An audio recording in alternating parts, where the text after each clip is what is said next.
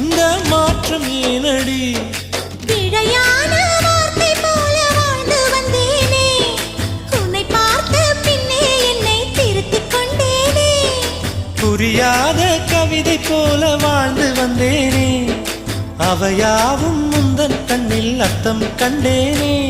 இந்த அருகம் புல்லின் மேல் மணித்துளியாய் நின்றாயே, எந்த பருவத் தோள்களில் பச்சை கிளியாய் வாழ்ந்தாயே.